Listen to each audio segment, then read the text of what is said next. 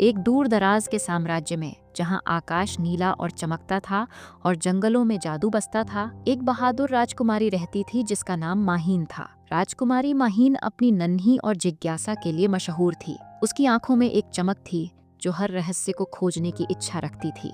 एक रात जब चांद आकाश में पूरी शान से चमक रहा था, माहीन ने अपने महल की खिड़की से एक अजीब सी रोशनी देखी जो जंगल के गहरे हिस्से से आ रही थी। उसके दिल में एक अजीब सी बेचैनी पैदा हुई, जैसे कोई उसे पुकार रहा हो।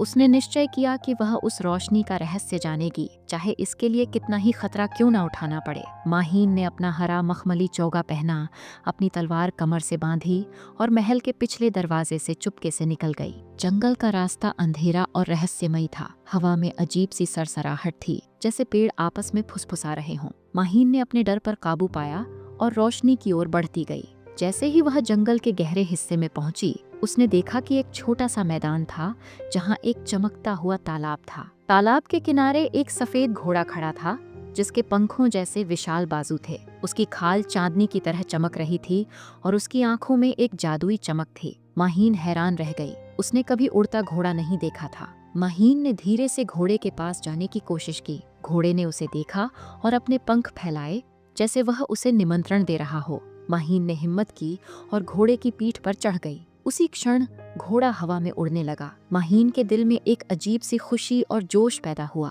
वह बादलों के बीच से गुजर रही थी, जहां चांद की रोशनी उसके चेहरे पर पड़ रही थी। घोड़ा उसे एक ऊंचे पहाड़ की ओर ले गया, जहां एक प्राचीन गुफा थी। गुफा के मुहाने पर अजीब से नक्काशीदार चित्र थे जो चमक रहे थे। माहीन ने घोड़े से उतरकर गुफा के अंदर जाने का फैसला किया। गुफा के अंदर अंधेरा था, लेकिन माहीन ने अपनी तलवार निकाली जिसकी नोक से एक हल्की सी रोशनी निकल रही थी। इस रोशनी की मदद से वह आगे बढ़ी। गुफा की दीवारें चमकदार पत्थरों से बनी थीं जो अलग अलग रंगों में जगमगा रहे थे। अचानक उसे एक बड़ा सा दरवाजा दिखाई दिया जिस पर एक अजीब सा ताला लगा था। ताले पर एक निशान था जो उसके हाथ में मौजूद एक पुराने लॉकेट से मिलता जुलता था जो उसे उसकी माँ ने दिया था। माहीन ने लॉकेट निकाला और उसे ताले में लगाया।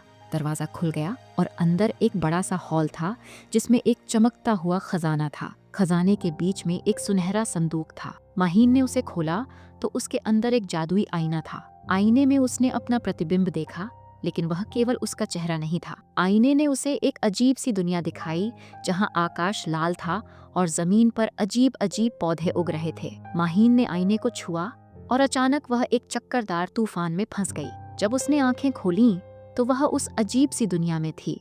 इस नई दुनिया में हवा में एक अजीब सी खुशबू थी और आकाश में दो सूरज चमक रहे थे। माहीन ने खुद को एक बड़े से मैदान में पाया जहां रंग बिरंगे पक्षी उड़ रहे थे। उसने आगे बढ़ना शुरू किया। उसे एक नदी दिखाई दी जिसका पानी नीला नहीं बल्कि सुनहरा था। उसने नदी पार करने का फैसला किया। नदी के किनारे एक पत्थर का पुल था, लेकिन पुल पर बड़े बड़े पत्थर गिर रहे थे। माहीन ने अपनी फुर्ती दिखाई और तेजी से पुल पार कर लिया, पत्थरों से बचते हुए। नदी के दूसरी ओर एक ऊंचा टीला था। माहीन ने टीले पर चढ़ना शुरू किया। जैसे ही वह ऊपर पहुंची, उसे एक भव्य किला दिखाई दिया जो बादलों में छिपा हुआ था। किले के दरवाजे पर कोई ताला नहीं था, लेकिन जैसे ही वह अंदर दाखिल हुई, जमीन हिलने लगी। माहीन ने देखा कि किले के अंदर एक बड़ा सा ड्रैगन जाग रहा था।